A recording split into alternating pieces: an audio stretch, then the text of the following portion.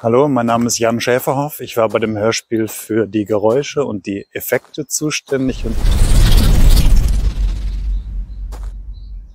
ich hoffe, ihr habt so viel Spaß beim Hören wie wir beim Machen.